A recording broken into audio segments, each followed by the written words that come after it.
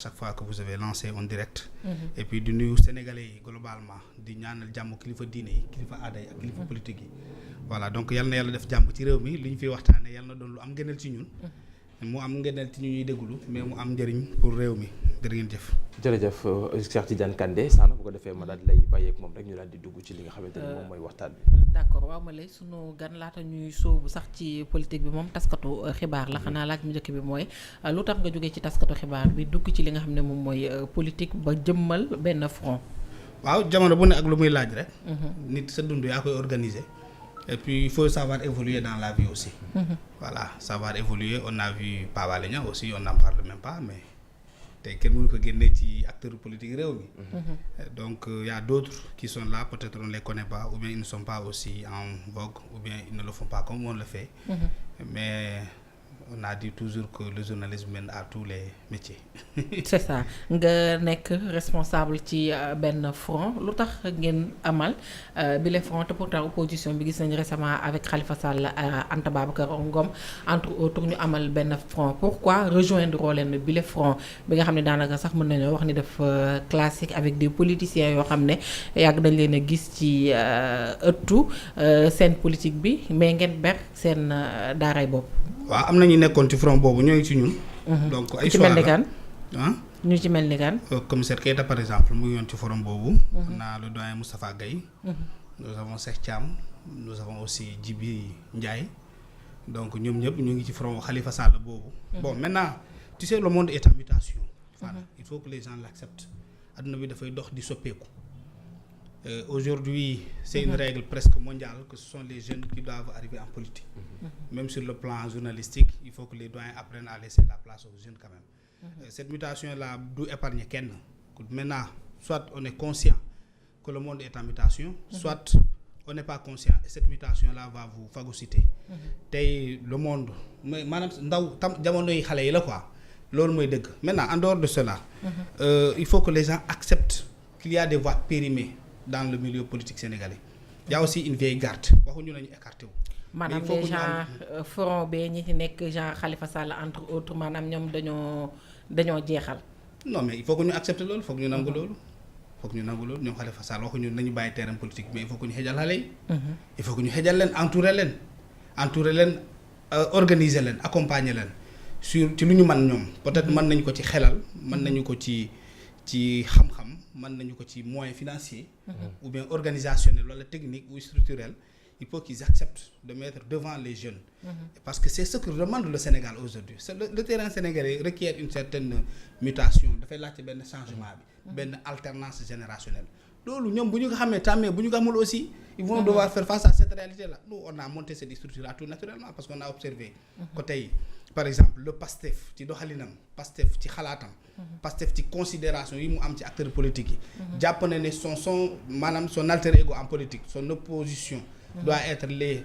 entre guillemets milliardaires de l'APR. ñu def focus ci APR te jàpp nañ ne APR tamit ils ne vont pas risquer leurs milliards bu dee dañ ko am.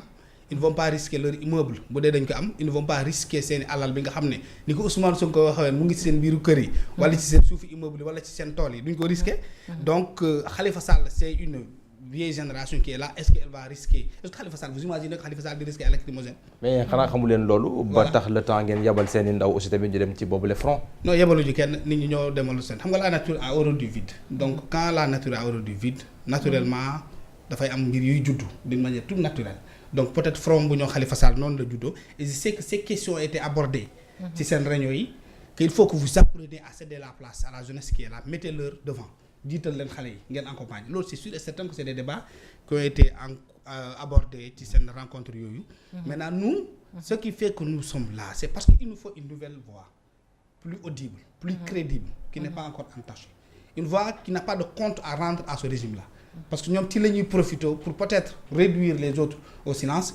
Les autres on va dire que non ils sont là depuis 50 ans ils sont là depuis les indépendances xam nga loolu la ñuy collé souvent ñoom Khalifa Sall. donc est-ce que Khalifa Sall aujourd'hui fu mu toll ci politique fu mu toll ci dayo fu mu toll ci âge est-ce qu'il peut avoir cette voix là qui peut avoir un écho favorable à l'endroit de la grande population de la masse populaire mais est-ce que aussi ça peut avoir l'impact attendu devant à cette jeunesse là qui est au pouvoir qui ne connaît que le gatsa qui ne connaît que les mots durs qui ne connaît que le face à face kii la ko nekk da nga may dóor ma fayu kii na ko nekk du ma la baal day metti kii dit souvent vous allez souffrir 50 ans est-ce que Khalifa Sall peut accepter de souffrir 50 ans? Par contre nous 30 ans 35 ans 40 ans on peut bien entendu accepter de souffrir avec eux pendant 50 ans parce que Sénégal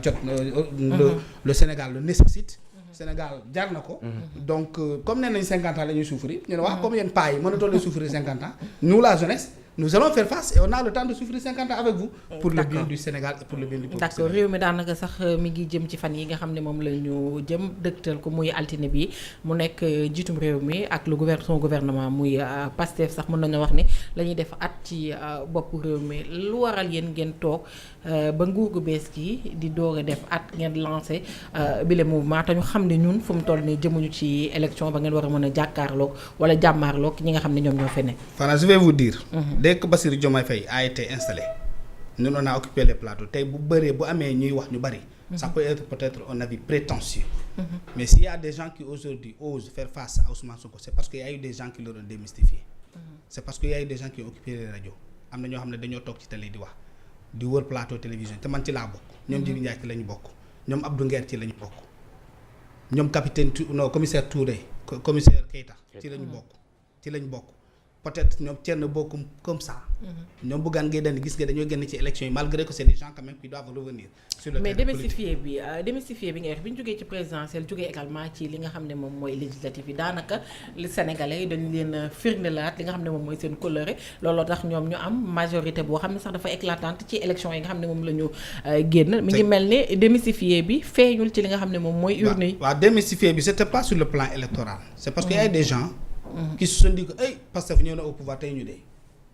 kenn dootul sañati wax waa APR ñu tiital ñu bëri ils se sont recroquevillés. maanaam da nga jàpp ni ñoom ba ñu yéegee ci bopp réew mi ba léegi liberté d'expression dafa sooxe. non liberté de parce que man maa ngi wax boobu ba tey kenn arrêté wu ma. mënuma wax ne liberté d'expression dafa sooxe boobu ba tey man je dis des choses très dures à l'endroit du régime sur place. y a de la démocratie qui est là parce que y a l'organisation la liberté de la presse. elle est exercée parce que il faut pas être nihiliste. Il y a eu quand même des arrestations yoo xam ne waruñu ci woon dellu surtout avec l'arrivée au pouvoir du Pastef parce que bokk na ci lu ñu doon dénoncer et nous avons dénoncé ces arrestations là pour un simple tchapa voilà que le jeune Ardo Gningue croupi mais ci côté boobu surtout le cas de Ardo Gningue est-ce que tamit le fait que Pastef ne liberté d'expression surtout ñoom mën nañoo wax ni les lois liberticides moom moo leen ba yóbbu ñu ci bëri kaso bu ñu jëlee l'exemple de Atoumane Diagne nga xam ne pour un simple émoticône jàpp nañ ko ci un autre mu wax benn affaire moom it ñu yóbbu ko ci biir kaso bi mu nekk ay lois liberticides yoo xam ne le président de la République bi mu toogee li ko gënoon a soxal mooy ñu def assise de la justice jéem a xool lu ñu fiy jëlee loolu gis nañ boobu ba léegi matérialiser wuñu ko ñu ngi doxal ay jéego mais est-ce que tamit jaadu na nit ñi aussi yor ay nekk ay kilifa ci réew nit ñi di leen ngàññ à chaque fois wala di leen saaga wala di teg ay wax yu ñaaw te ñu xam ne sax li nga xam ne moom mooy diffamation ak yeneen yi ni mel ay délit la yoo xam ne soo ko defee mën na laa fekk fële ci kaso ba lu nit di def na ànd ak ça donne pas droit à tout le monde aussi de dire tout ce qu'on veut lu nit di def na ànd ak responsabilité faana man loolu laa gëm maanaam lépp loo xam ne buggoo ñu teg ko ci sa der bu ko teg ci sa deru morom lépp loo xam ne bu ñu ko waxoon sa waajur tey bu ko wax waajuru jàmbur man loolu laa d'accord c'est ça loolu laa d'accord maintenant le jeu démocratique requiert un certain dépassement parce que le cas de Ardo Gningue bu nee seen caapa imagine toi saagawul kenn mais xam nga bile kaddu mais bile kaddu xam nga bu ñu fa jëlee woon teg fi way juróom bu góor wala way juróom bu jigéen xam nga loolu tamit neex way juróom deful politique de waaw dama ne mais bile kaddu mais c'est pas parce qu'on fait la politique et que on a droit de subir des insultes wala entre autres mais bile wax ak bile kaddu bu ñu ko teggi woon teg fa way juróom da ngay xool gisin bi ni muy demee rek waaw dama ni li ma njëkkee wax mooy lu nit di def na ànd ak responsabilité. c'est ça. loo xam ne xam nga loolu laa njëkkee wax. kon tu devais tourner cette question là. parce que nee naa lépp loo xam ne bu ñu ko tegoon sa der du la neex. bu ko teg ci sa deru morom. lépp loo xam ne bu ñu ko waxoon sa way jur li ngay wax ne xam nga wax naa ko ba pare. c'est ça bu ko nangoo teg way jur jàmbur. donc cette responsabilité là il faut que tout le monde que tu sois un acteur public que tu sois dans ton propre métier maanaam yow mi di bind article xam nga tu peux faire usage de certains termes. ñun ñëpp xam nañ ne porter plainte moom yàgg na ci journalisme ndax diffamation diffusion de fausses nouvelles ainsi de suite donc cette responsabilité là elle doit accompagner tous les acteurs ak foo mënta bokk maintenant l'état dafa am benn posture boo xam ne état moom mooy corps boo xam ne am na loo xam ne yow bu ñu la ko tegoon doo ko antan mais moom bu ñu ko tegee na ko ngàlloo na ko nangu parce que l'état c'est le patriarche maanaam moo nekk ci kaw maanaam sa doom bi ci kër gi faana léeg-léeg mu toj kaas bi nga xam ne bu sàgganuloon kaas bi du toj mu toj kaas boo xam ne léegi nga ko jënd sotti woo ci ndox naanoo ci boisson naanoo ci café te pourtant dangaa war ba ngoon fas yéene xewlu ci kaas woowee sa doom nga teg ko ci kër gi dama toj ko mais léeg-léeg nga xool ko ne ko nag sois plus prudent bàyyi xel ci mbir yi ci matériel yi ci kër gi doo dóor doo saaga doo jàpp punir ne ko demal fa la ci angle kër gi pompé doo ko ne demal ci biir néeg bi ma tëj la mais da ngay jëllale parce que loolu mooy nguur l'état doit avoir l'incarnation de la grandeur comprendre savoir pardonner savoir dire aux gens parfois que vous êtes sur ce chemin là su ma la ci toppoon mën naa la sànq mais man maa yor doole du ma la ci topp xelal nit ki c'est ça la posture que nous attendons de nos gouvernants surtout quand pendant 10 ans tu as dénoncé ces mêmes pratiques càppa mën nañ ko baal nit parce que tout simplement kenn wax na fi sarab lii mais parce que tout simplement à côté y a eu Azoura Fall qui a insulté de même le président de la République et il est dans les cortèges du Premier ministre il est dans les cortèges du président de la République il est dans la mouvance présidentielle il s'exprime au nom et pour cette structure qui est à la tête de ce pays là donc booy yar na nga ko commencé ci yow wan ne da nga nekk ci logique gu en tout cas transiger ci yenn pratique yi wala da nga nekk ci logique def politique boo xam ne du politique kumba am ndey kumba amul ndey si Azoura Fall n'est pas arrêté pour injure publique man su ma saagoon président de la République kenn waruma arrêté parce que tout simplement ki njëkkee saaga président dans l'histoire politique du monde je ne parle pas du Sénégal et qui est toujours libre il est toujours libre à l'intérieur du Sénégal et c'est un membre de Pastef et qui s'y identifie te ba tey dëggoo Ousmane Sonko ne Azoura bokkul ci ñun yaa ngi koy gis ci kër Ousmane Sonko mu fay doxantu yaa ngi koy gis mu yor drapeau yot ci oto Ousmane Sonko jege ko lool di ko tudd yaa ngi gis boy bi dans son luxe débordant di dawal ay oto 40 millions gis nga oto yi ci TikTok bi mu ngi wone en tout cas xaw ma ndax da ko àbb xaw ma ndax dañ ko aal parce que loolu yàgg na ci réew mi mais de toute façon mu ngi wone un luxe boo xam ne qui montre que il est à l'endroit du président vilain au mois de septembre passé très beau aujourd'hui brillant des jours et puis leer am ay lex kooku kon xam nga ne mu ngi ci genre pouvoir bi donc bu ñu jëkkee woon foofu wax dëgg yàlla ku jàppul nit ndax saaga ndey càppa boo xam ne kenn xamul ndax càppaa colli la kenn xamul ndax càppaa naama piscine ni ko la càppa rek la ñu wax kenn xamul complément bi wax dëgg yàlla waroo jàpp keneen ndax ay càppa ndax ku naan leneen ak teg ci ndey teg ci tuur kooku mu ngi fii ba tey di libre wax dëgg yàlla loolu waruloon tax ñuy jàpp aroni d'accord sànq maa ngi koy wax laata question bi di ñëw ni nguur gi nga xam ne moom moo fi nekk di gën a altine la ñu war a fêter seen 1 an boo xam ne ñu ngi ci bopp réew mi boo doon def analyse ci seen doxalin ak li nga xam ne jot nañu ko fee teg est-ce que jàpp nga ni rupture bi nga xam ne woote woon nañu ko ñu ngi ci tànk yi wala am na ay jéego yoo xam ne teg nañ ko fi yu firndeel ni réew mi ngi soppeeku ci côté bu ne. waaw parce que man su may analyser état. ci rupture. damay wax ne ci lu ñu tegagum. ban conséquence ak ban jeexital la am ci askan wi. parce que tout pouvoir. a pour finalité. liggéeyal sa askan wi gis ci boppam. loo mënta def nag. mooy askan wi na ci gis boppam. bu dee da nga laal ay mbirum loi texte. ban jeexital la am ci askan wi est-ce que ñun sentir nañu ko ci suñu vie ci suñu nekkin de tous les jours est-ce que yow li nga daan am démb. te yaa ngi am li ko gën. est-ce que di nga meloon démb diw yi nga daan jënd. diw yu baax yi benn butéel bu ndaw 15000. est-ce que tey mën nga ko wala mënoo ko. est-ce que li nga doon jënd 20000 te yaa ngi koy continuer di mën am déet est-ce que diwlin bi nga doon jënd 1000 francs ndax tey dafa wàcc na wala dafa yokk. saaku ceeb bi ndax lu mu doon jar avant ngeen di ñëw au pouvoir est-ce que tey dafa wàcc wala dafa yokk. est-ce que mburu mi qualité ba est-ce que yokku na est-ce que prix ba yokku na wala dafa wàññeeku parce que loolu mooy dëkk buy dox mooy kenn ku nekk ci li nga nekk. nga sentir ko. nga koy waxtaanee ci koñ bi nga naan ñii kat bu ñu fi ñëwee kat wax dëgg yàlla yëg naa ci sa bopp parce que su ma daan dem Kolda. man je paye 9900 prix wu nu mu tudd minibus bi. ainsi de suite tey nag ñoo ngi wax 6000 ñoo ngi wax 7000 foofu la ñuy nattee réew muy dox man loolu laa gëm. maintenant loolu yëpp dafa am fu mu war a sukkandiku. maanaam une base légale est-ce que tout simplement. ce qui puisse permettre de tenir tout cela ndax ñoo ngi ci. ñoom nee nañu ñoo ngi ci ay réformes. bëgg nañu xam réforme yooyu wax dëgg yàlla ci 1 an waroon nañu ko mën a sentir tuuti. est-ce que réforme yooyu noonu impacté na l'enseignant est-ce que réforme yooyu noonu impacté na le militaire le soldat qui est là qui passe toute la nuit dans les rues en train de peut-être de régler la circulation wala de nous assurer la sécurité nocturne dans des zones comme la Casamance ak yooyu est-ce que ñooñu ñoo ci yegg seen bopp est-ce que léegi journaliste bi ci boppam. avantage yi mu daan am ak état est-ce que mu ngi koy am ba tey ndax dañ ko dindi wala dañ ko yokk est-ce que structuration bi nga xam ne moo doon permettre la presse muy épanouir ku waroon possibilité di employer 10 tey am na revenu yu ko permettre mu employer 20 parce que la finalité de l'État c'est de mettre tout simplement la population à l'aise donc bu jotee ñun dinañ laaj Bassirou Diomaye Faye parce que du moom mooy def bilan en réalité parce que amul bilan ñuy def bilan mooy ñun dinañ def bilan dans le cadre du front dinañ présenter aux Sénégalais c'est quoi le bilan de Bassirou Diomaye Faye 12 mois depuis leur arrivée. maanaam yow da nga jàpp ni bilan bi dafa néew wala dafa amut. dafa waaw am na ñoom am nañu bilan. xam nga bilan. mooy li nga xam ne yow jàpp nga ne moom nga def. mais xam nga ci benn année est-ce que nit ki mën na cee am bilan matériel parce que ñoom li nga xam ne moom moo sooxeloon réew mi fi nekkoon daanaka Macky Sall bi muy dem mën nañoo wax ne bàyyi na fi bilan matériel bu mën a boo xam ne mën na cee teg loxo ndax nguur gi fi nekk ci yooyu la ñuy wéy di naan état continuité rek ci yooyu la ñuy wéy di doxal mais li nga xam ne moom mooy de bilan immatériel nguur gi fi nekkoon moom la ñu sooxee ci côté bilan immatériel yow jàpp nga ni nguur gu bees gi mi ngi ci jéego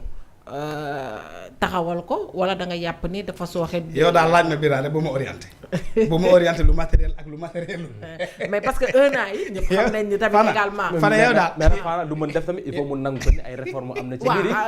réforme am na ci il faut pas être trop nihiliste sànq yaa ko wax. réforme yi am na fi. ma ne yow Fana xam nga yéen journaliste yi lii moo tax ngeen garaaw. yow daal yow laajte rek bul orienté sama réponse bu ma ndax na matériel la wala matériel lu. waaw d'accord man maa wax sax man na fa ak nu mu tudd.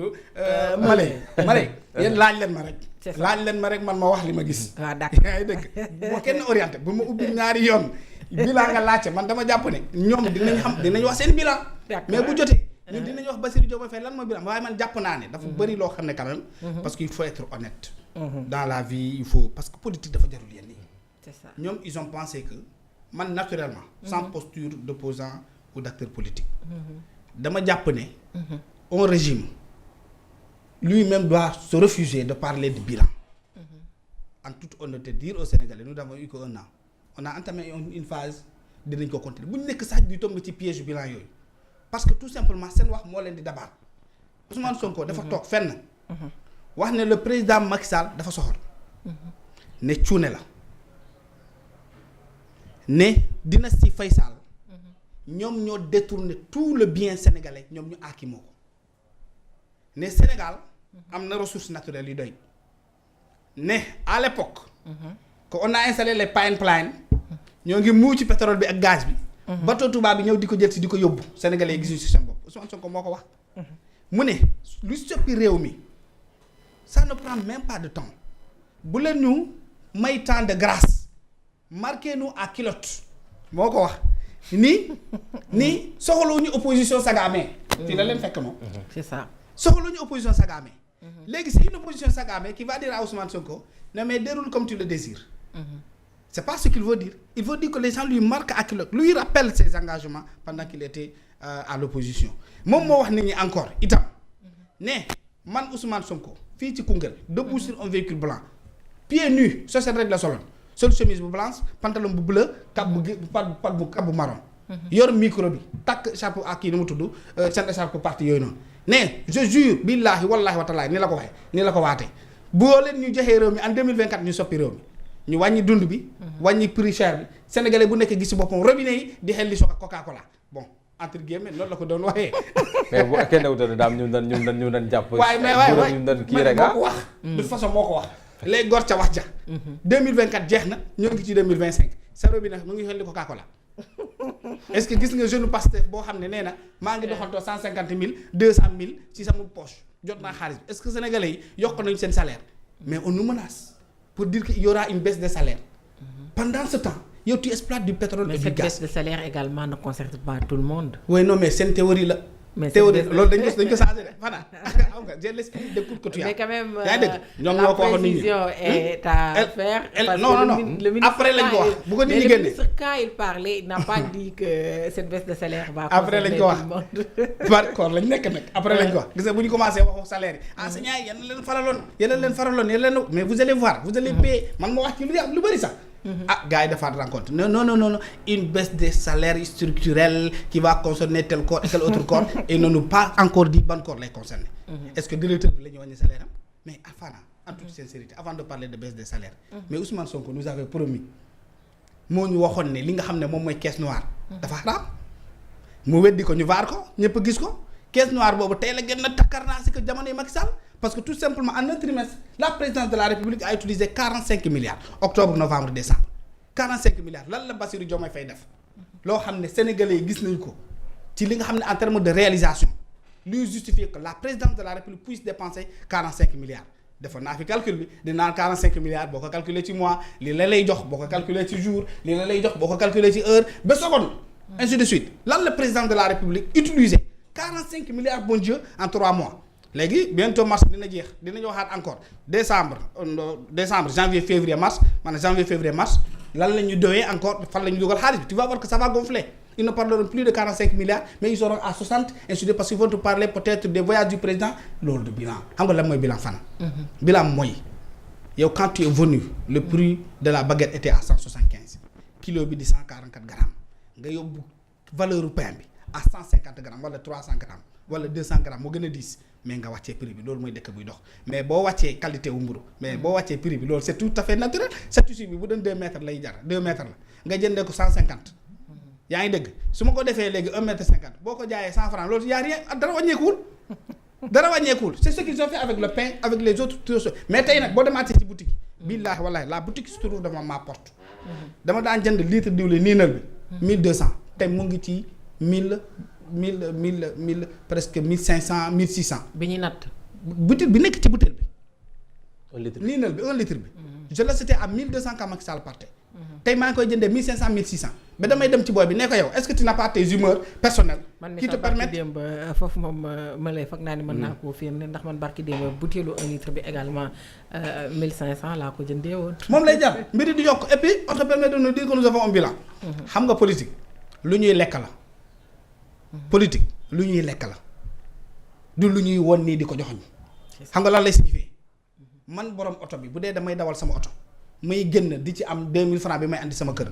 naa fexe ba am 3000 francs 4000 francs 5000 francs ma koy andiwaat sama kër parce que dinaa ci fay courant dinaa ci fay ndox dinaa ci jox xale ñu dem école dinaa ci joxe dépense tant que le panier de la ménagère n'a pas un impact positif que les Sénégalais peuvent applaudir un pouvoir ne doit pas se targuer d'avoir un bilan. parce que un bilan mais naka nga gisee kon transparence bi ak li nga xamante ni moom moo am ci wàllum suñu ressources minières yi parce que lu ci bari mun a neex am na jéego yu ñu ci dox ci wàllum foncier bi am na lu ñu ci dox ci wàllum numérique bi avec New Deal am na ay jéego yi nga xamante ni ñu ngi ko ci commencé teg ngir réformer yenn yi yooyu yëpp tey ji naka nga ko gisee rawatina ci wàllum électricité bi tamit am na ay jéego yi nga xamante ni ñu ngi ko ciy dox ak yeneen bari na ay réformes yi nga xamante ni mun nañ koo wax ne ñoom ñu ngi ci tànk yooyu noonu loolu yow ban jàngat nga ci gis ak naka nga ko gisee. ne quelles que soient les réformes qui se font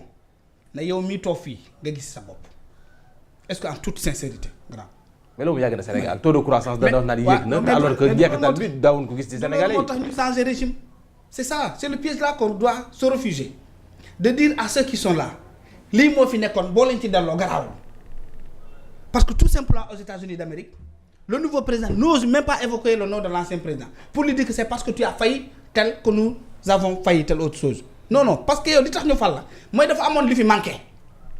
dafa amoon ay pratiques yi fi nekkoon sénégalais ne li baaxul ñu ne xaalis bi dañ koy sàcc yemale ko ci benn groupe ne dañuy détourner ne quelques nit ngay gis mu am ay 8000 hectares 10 000 hectares 20 000 hectares nit boobu bu mu doon sénégalais kese ba dee da ngay jubal jubbanti na doon nit tout court est-ce que nit maanaam le corps physique benn faana war na mën a am lu ëpp 20 000 hectares ci benn kër parce que am na ñu fi am 40 000 hectares ñoo ngi fi ay nit dañ kenn tudd leen. comme ñan non mais tubaab yi du bari du jeex liste baa ngi di wër ci internet bi fana liste baa ngi fii 8000 hectares boobu ñuy toppee Tahirou Sarr par exemple moo gën a tuuti ndexete ci li Sénégalais am fi waxuma la nag ñoom parce que ñoo ko. mais Tahirou Sarr on ne poursuit pas pour les 8000 hectares. mais ñoom ci la ñuy communiquer. mais moom moo joxe. caution mais ñoom ci loolu la ñuy communiquer waa Pastef xam nga ne. ils ont une machine une entreprise de manipulation très intoxicante tey booy déggul askan wi ci mbedd mi nga laajte loolu nga xam ci Tahirou Sarr 8000 hectares la am waxuñu la ne 8000 hectares yooyu la jël joxe ko caution parce que message yooyu ñuy véhiculer moom mooy maintenir la population dans la manipulation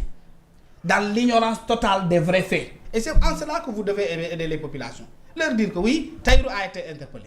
lii moo tax ñu jàpp ko bu ñu ko jàppee lii la wax leeral askan wi loolu mooy le rôle de la presse maintenant nous avons une presse boo xam ne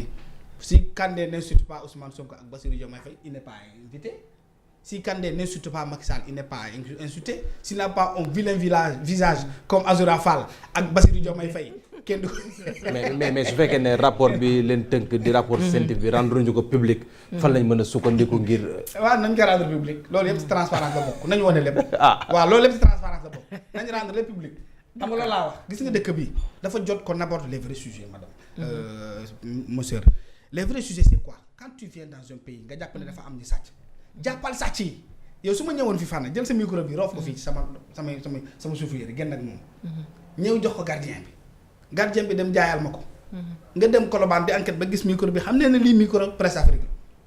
nga ñëw laaj micro presse yow foo jëlee mooy receleur bi foo jëlee micro bii nii mu ne man de maa ko moom ainsi de suite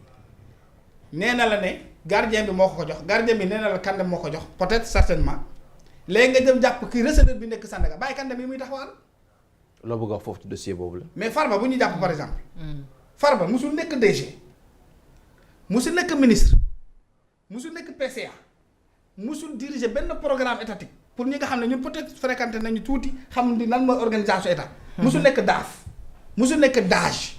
musul entrer en contact avec les fonds de l'État musul toog trésor public musul signer du ordonner dépense nga jàpp ko exposé ko au Sénégalais comme quelqu'un qui a détourné les deniers publics te ñëpp xam nañ ne gis nga fan. l'État Sénégal c'est un État très organisé. gis nga diim boo yoroon fii tey. benn nu ñu koy woowee loolu ngeen di am ci presse bi ci convention. pour nga jot ci xaalis bi tu risques de perdre 10% de ce que tu devais empocher parce que procédure yi diw day signé diw validé mu jaar fee nga dem fay d'abord impôt ñëw andi quittance wane la fay nga mu jàll mais trace boobu noonu kan moo fi mën a jaarale dara te kenn du ko gis. léegi yow boo amee piste rek boo amee piste. jàppal tout le monde nga téye mais man dégguma ministre bu ñu jàpp à part Kale nu mu tudd. Lat Diop bu ñu te loolu kooku tamit xam ngeen fu mu jógee c'est un Sénégalais lambda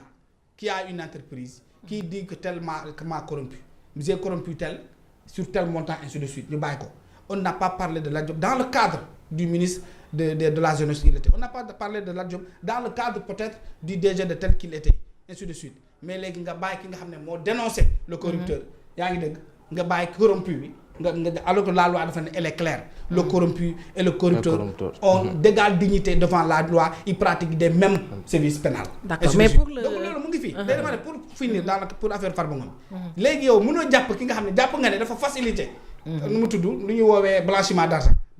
foo ko dégg rek am na complicité. waaye léegi boo ko jàppee moom na la wax kan moo ko joxoon xaalis bi nga jàpp ne tëj ñun foofu la ñu woowee Pastef xam nga fan la ñu woowee Pastef s'il y a eu un seul Sénégalais qui a détourné ce ne serait-ce qu'un seul milliard nañ ko jàpp bu ñu ko attee tribunal Dakar parce que léeg-léeg mu sedd dañoo jege géej gi nañ ko yóbbu tribunal Kédougou bu ñu taal ventilo bu ñu taal clim ñu defee fa procès long procès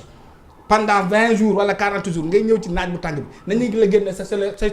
à midi kon tamit devant dans la salle à 13h ñu téye la fa ba naaj bi di waaj a sedd ñu delloowaat la encore cellule parce que c'est 1 milliard que tu as détourné ça aurait pu bénéficier aux populations de Kolda. C'est ça. Ça aurait pu bénéficier aux populations de mon village où on a encore besoin de puits à défaut de puits peut-être de panneaux de châteaux d'eau ainsi de suite parce que blanchiment d'argent waxuma la délit crime la mais na jaar ci yoon na nga jàpp ki nga war a jàpp Macky Sall bu dee dem jàpp ne moom moo nekk ci ginnaaw blanchiment yi détournement nañ ko convoquer nañ ko jël nañu utiliser Interpol FBI ak leneen yeneen moyens ñu am ñu andi ko parce que xaalis yi kenn du ko foowee. C'est ce qui fait notre différence avec ces gens-là. Nous au moins sur certains sujets, on est d'accord que ça doit être comme ça. On n'est pas dans le nihilisme. Tout simplement le passé nous avait promis la lumière, mais aujourd'hui toi-même tu sais que tu n'es pas dans la lumière, mais tu es dans une nuit noire. Mais pour le cas de Farba, c'est pas parce que moom nekkuloon quelqu'un boo xam ne dafa yoroon budget état wala sànq di nga ko waxee ci say wax que dafa doon liggéeyal état moo tax ñu war ko woolu est-ce que loolu rek raison la il est exempt de reprochement ci kaaw blanchiment d'argent. Si on prend l'exemple tey jii yow nga nekk journaliste ñu gis ni amal na chaque weer 500 000 nga doon fayee ko on voit ci li nga xam ne moom mooy sa compte des mouvements yoo xam ne jàpp nañ ni dafa xaw a suspicieux ndax gis nañ ni chaque mois Kandé dafay recevoir lu toll ci 20 millions entre autres yëf yi bëgg répétitif est-ce que loolu tamit yoon jotul comme la loi elle est là et que am na possibilité aussi saisir les banques parce que le blanchiment d'argent comme sànq ni nga ko waxee c'est un délit est-ce que mënoo koo ranger ci cadre boobu sans pour autant dire que ni yëf yi mën nañ jàpp ne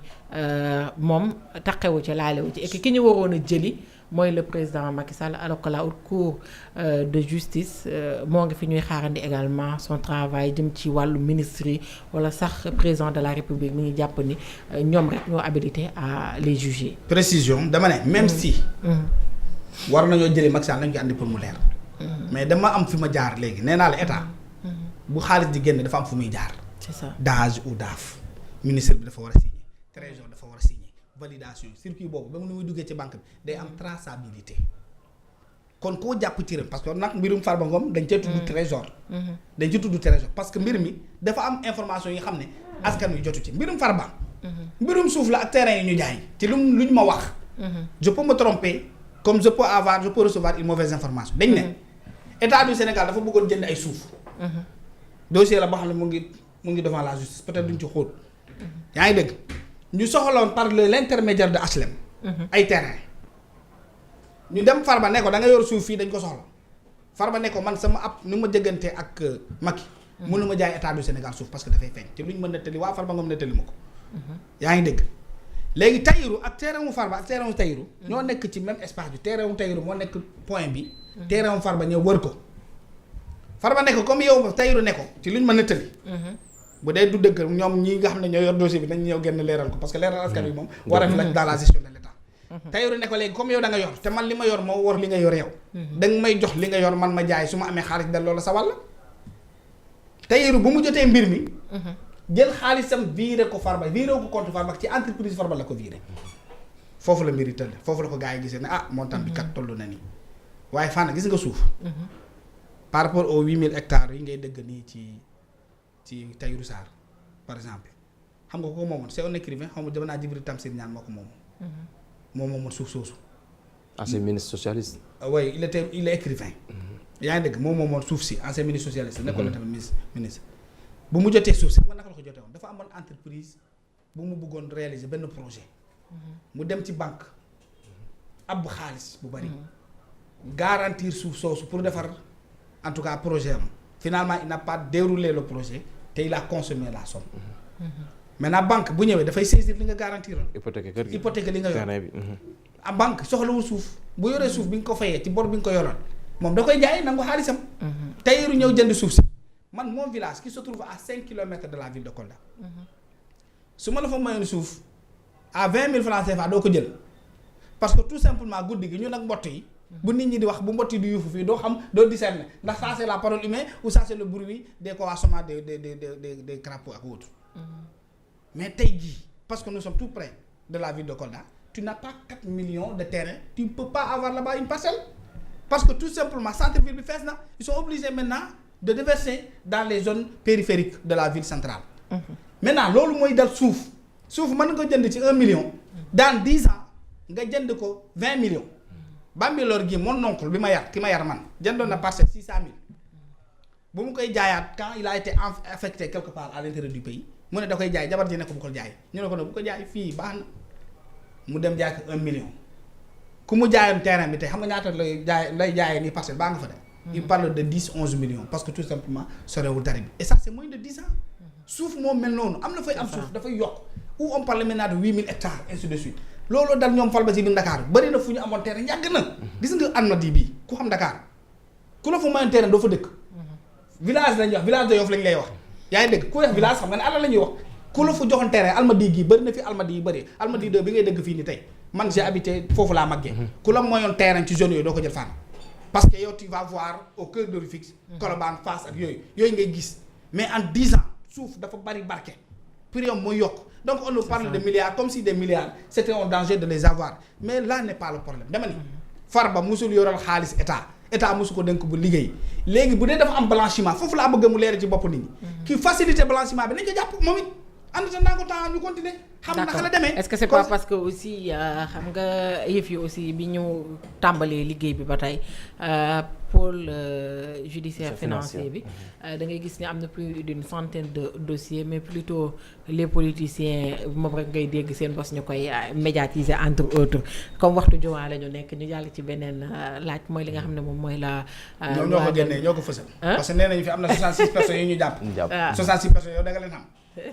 waaw am na ci bëggoo xam ñan la. waaw am na ci ñenn ñu ma xam nag mais comme que tamit. nañu ñoom ñëpp xam xoolal war nañu def ségrégation ñëw fi presse xam nga ni waa yow it Pastef également ñëw presse jox la information waa Pastef mais xam nga yow it tamit xam nga ni tey jii le dossier de Malay ak le dossier de Ousmane Sonko mënuñu bokk traitement tey si jamais on prenait Ousmane Sonko dans une affaire boo xam ne jaaduwul ak kii xam nga ni la médiatisation du bokk leneen li ni mel c'est normal on cherche toujours le bon client beneen mbir mooy li nga xam ne moom mooy la loi d'amnistie bi nga xam ne dañoo sàkku kii di député bu Pastef muy Amadou Ba ñu caytuwaat ko jur na coow opposition bi ñenn ñi nee nañ nañu ko abrogé la société civile également am na ñu génn na ñoom it dañoo bëgg une abrogation totale waa Pastef la nga am ci li nga xam ne moom mooy une abrogation partielle. interprétation après mais interprétation boo xam ne day mujj ci. je vais donner un exemple très simple. parce que nous voulons aussi une position de pédagogie. pour que askan wi comprendre parce que après tout askan wi mooy àtte. gis nga nit boo koy bëgg. bi nga dajee ak sa borom kër bi nga nopp ko. léppam nga bëggandoo. waxoo ko sa tànk bi neexuma. waxoo ko sa pàcc bi neexuma waxoo ko man sa kanam bi neexuma da nga ne man dama laa bëgg. loolu nga ko wax parce que on aime on tout. ou on déteste on tout. Pastef dañoo nekk ci tàppale boo xam ne. c'est dangereux pour le pays xam nga la moo tax parce que la loi elle est historique.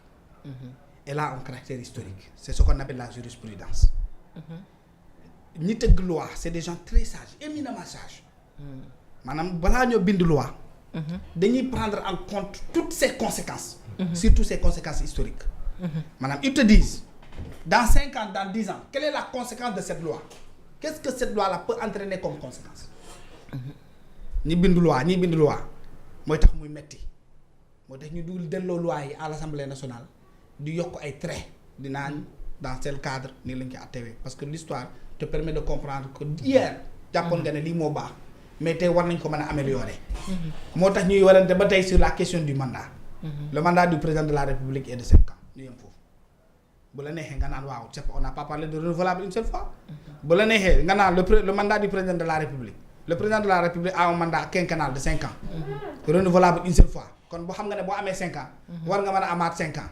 léegi bu dee léegi yow da nga amoon ci biir mandat bu benn mandat de 7 ans da ngay wax ne man 5 ans la ñu wax amaguma mandat de 5 ans ko war naa mën a amaat. loolu waraloon coow li weesu interprétation donc interprétation ci wolof mooy lan mooy faram-fàccee. man duma wolof de pël la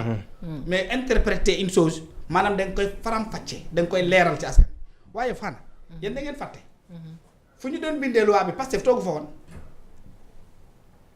fu ñu ko doon bindee loi d'amnistie bi Pastef n'a pas été représenté fekkee woo fu ñu koy bindee lu ñu ci doon wundu wax nañ la ko nee nañ la dañuy defar loi bi amnistie ñëpp pour que Sénégal dellu ci jàmm ñu baalante ñu ne la waa léegi comme yow lañ jàpp yóbbu la prison Ousmane Sonko ak Bassirou Diomaye Faye loi bi da leen a concerné parce que dafa ne 2021 ba 2023 maanaam on n'amnistie pas des personnes mais ay faits la ñuy amnistier. c'est ça pour que loolu moo leer ci nit ñi maanaam ay jëf la ñuy amnistier maanaam dañu ne ku def lii. ci diir bii nii. bu par exemple man bu doon dama nekkoon tribunal. Bassirou Diomaye Faye porté woon ma plainte pour une diffamation dans le cadre de mes exercices politiques. man damay bokk ci amnistie boobu noonu dañ may génnee. mais bu dee yow civil da nga maa porté woon plainte. parce que dama la diffamé dans un cadre boo xam ne du politique. privé la maa ñëw ne faana. dafa dem dóor benn doomu jàmbur te ko fenn nga porté ma ci plainte yow doo ci bokk parce que sa jëf ji bokkul ci jëf yi ñuy visé waaye léegi Pastef ñu ne ko jëf yi nga xam ne moom la loi d'amnistie bi di visé yéen ci ngeen bokk d'accord ngeen génn prison ne waa dañuy génn prison mënoon nañ bañ naa bi ñu génn prison fii la ñuy toog parce que loi d'amnistie bi d'accord entre guillemets waaye yow loolu yëpp garaawul génn nga prison retrouver nga sa liberté yaa ngi dégg nga yor noo nekk prison yor say député yor sa groupe parlementaire majoritaire parce que ëpp fa député ñu ne la léegi dañuy andi loi bi assemblée nationale loi balaa ñu kaa jàllale ci vote dañ ko day jaar commission nga toog ci commission boobu ci biir commission bi waa Pastef ne dañ ciy maandu ñoom seen yoon nekkul ci loi bi maandu naka la may maandu mooy banque seen loxo da ngay xoole bàyyi ma pare de fan Sénégalais laa wax ma yow parce que xam naa xam nga yaa ngi dégg ci biir commission non en fait xaaral tuuti pour foofu tuuti rek benn précision xam nga ñoom au début bi ñuy amal loi bi ils avaient bien dit que ñoom duñu nangu li nga xam ne moom mooy crime de sang xam nga sànq yaa ngi wax naan loi bi les gens de Pastef ils avaient mais les gens de Pastef ils avaient clairement dit que ba Ousmane Sonko li nga xam ne moom moo nekkoon injonction am jëm ci li nga xam ne xaaral ma ces injonctions jëm ci li nga xam ni mooy ces députés ak ñi ko doon seeti dafa ne woon il voulait pas de cette loi et que crime de sang yi ñoom du doon loo xam ne da ci bokk comme ni nga ko waxee sànq xam nga ne nga amnistie bi ay faits la concerné te loolu effectivement l'amnistie concerne les faits pas li nga xam ne moom mooy les personnes te ñoom jamono jooju ñu ngi doon wax les faits comme crime de sang et que du ñu nangu mu bokk ci li nga xam ne moom mooy loi bi mën nañoo wax ne looloo jëmmaloon ci li nga xam ne moom mooy seen ñàkk voté jëm ci li nga xam ne mooy bile loi est-ce que jàppoon ni kon diggante boobu ak léegi am na constance l'erreur politique bi nga xam ne ñoom mën nañoo nangu ni def nañ ko mooy les promesses électorales ils avaient pas mis dans la tête des Sénégalais que cette abrogation dafa war a nekk abrogation boo xam ne partielle la bi ñu mëbëtee ni dañuy def abrogation partielle et que du doon abrogation totale il fallait dire ça aux Sénégalais pendant la promesse pendant nu mu tuddati sax la campagne électorale que ça soit la présidentielle ou les législatives mais pas se limiter à une abrogation tout court alors que yow tu prévoyais de faire une abrogation partielle. ba pare amoon ci opposition ferme ci li nga xamante ni moom mooy loi d'amnistie bi. voilà léegi leer na man heureusement que tu as fait un bon complément de ce que je devais dire yaa ngi dégg foofu laa doon ñëw mais xam nga dafa am ñaari pàcc. ñii ay bandi lañu ay tappalekat lañu. dañ ko nee nañ interprétation bi mooy jiitu. loi d'interprétation. maanaam loi bi da nga koy faram-fàcce. da nga koy leeral. da nga koy tas. da nga koy disséquer pour que parti bu nekk Sénégalais comprendre ko. waaye léegi dama ne la yow loo teggul. loo bindul. loo fekkeewul bu ñu koy tëgg di ko bind di ñu ko defar fekkeewoo. bu ñu ko andee assemblée nationale mënoon nga toog ne loi bi voté wuñu ko. non la ñuy wax non la ñuy wax. déedéet ils se sont abstenus c'est ça le problème avec Pastef à l'Assemblée nationale le parti s'est abstenu. te je vous lance un défi. billahi ils ne nous sortiront jamais une VAR où Ousmane Sonko Bassirou Diomaye Faye fa laa yem wala El Malick Ndiaye mi nga xam ne moom wala kii nu mu tudd. Birame Souleye wala Amadou Ba fu ils ne nous sortiront pas une seule VAR jusqu'à l'extinction du soleil où ils ont dit que nous ne sommes pas d'accord pour les crimes de sang parce que tout simplement nous sommes au Sénégal on connaît comment la politique se fait dama li nii loi bi Ousmane Sonko moo promettre ne dama koy abroger bu muy def campagne dem Assemblée nationale à la représentation nationale fi nga xam ne tous les Sénégalais dañ fa yóbbu ay mandats mu ne loi bi yéen ne kii bëggatuñu de premier ministre de la République du Sénégal jël leen bëgguñu léegi yow loo bëggul looy ñëwaatee ci diggante bi ne yaramu faana bi côté gauche bi laa bëgg côté droit bi bëgg ma ko mbir yaa ngi nii dafa am feuille bu weex ak feuille bu blanche luy weex ci feuille bi yëpp ñun ñoo ko moom mais luy ñuul ci feuille bi yëpp ñeneen ñoo ko moom léegi luy weex dootul concerné am na si yaa ngi dëgg am na tàppale gu ci nekk et le danger de cette loi là c'est quoi ñoom ils ont dit xam nga yaa la loi d'interprétation mais yaa la loi en tant que telle dans la loi en tant que telle bi nga xam ne bu loi interprétation bu jàllee le deux loi bu ci dëgg-dëgg dafay daal di jàll foofu dañ ne mooy les crimes liés à la politique man lépp loo xam ne crime la délit la benn acte bi nga posé délictuel te politique rek taxoon nga def ko yow dootoo ci bokk waaye Antoine Diome mën nañoo taxaw ne APR la bokkoon Macky Sall mën na taxaw ne man si j'ai donné l'ordre au général Fall parce que ci politique laa nekkoon général Fall mën na wax ne man bokkuma ci politique waaye man kon man lan moom may protéger yaa ngi dëgg beneen policier bu nekkoon ci tali bi moom nekkul policier nekkul politique donc police booy bi nga xam ne moo toogoon fale ci immeuble kër Ousmane Sonko caméra bi fixé woon ko jël ko mu jël brique bi dóor ko policier bi moom mën na taxaw ne tey man politique laa doon defar moo laa doon def moo tax ma dóor xeer bi policier bi le gosse le policier des Parcelles Assainies rampant presque vous avez vu cette pierre là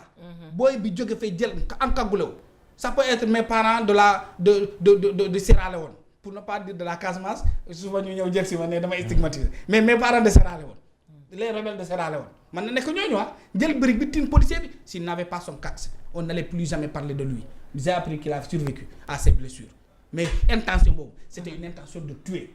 on l'a vu vous l'avez vu la vidéo est toujours disponible waaye léegi kooku mën na taxawtee naan li ma doon def ni politique moo tax ñu def ko ñu ne la yooyu loi d'amnistie dala ci génne parce que dañoo abrogé partiellement parti boobu nga xam ne moom mooy lu weex ci mooy ñuul li mbir mi yow bokkatoo ci mais vous Kandé vu tout cela yéen le 2 avril lañu fas yéene Assemblée nationale ngir abrogé mais nous allons faire face nous allons faire face on va aller au gris de l'Assemblée nationale je vous le dis non sérieux nous allons au gris de cette loi ne passera pas c'est pour cela tous ceux qui aiment ce pays là parce que tout simplement il ne faut pas accepter si la loi elle est faite telle qu'elle est Pastef inconsciemment parce que muusuñu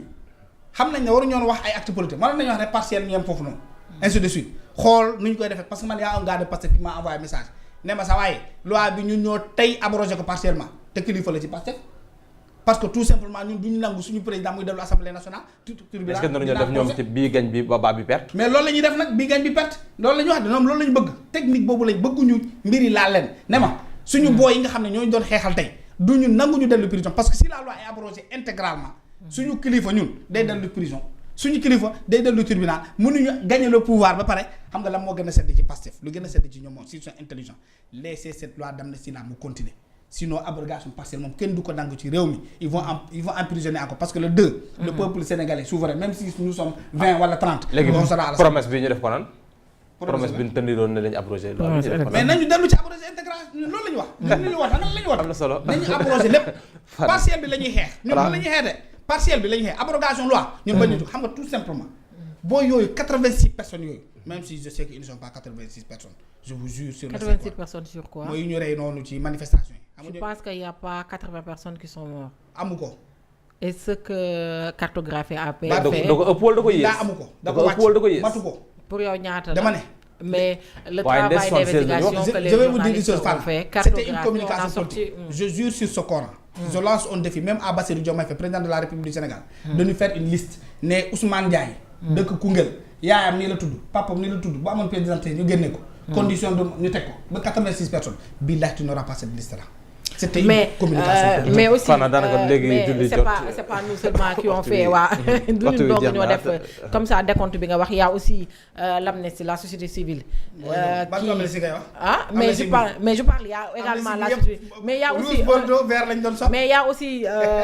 tes confrères mooy cartographie bi nga xam ne ça regroupe mais la cartographie bi nga xam ne ça regroupe plus d'une quarantaine de journalistes man mi aussi j'en fais partie te loolu def nañ travail boo xam ne et on a fait non on n'a pas parlé on n'a pas donné 86 personnes et les chiffres qu'on a donné les morts également sont documentés que ça soit par balle wala leneen di ni mel jëm ci bile période waaw ma ne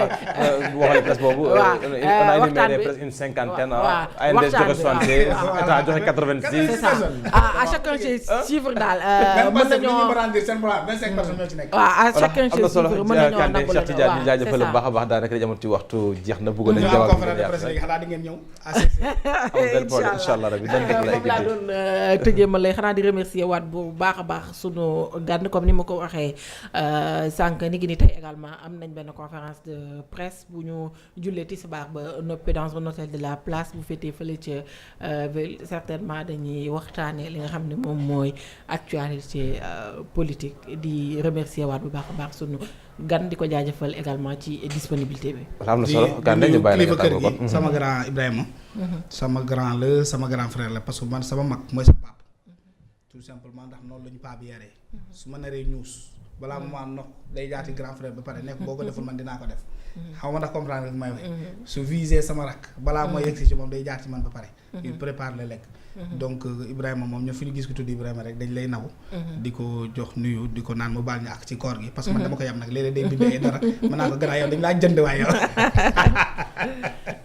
di leen jaajëfal déjà ci professionnalisme ci dal bi c'est toujours un plaisir d'avoir ces occasions là il n'est pas invité à un plateau n'importe qui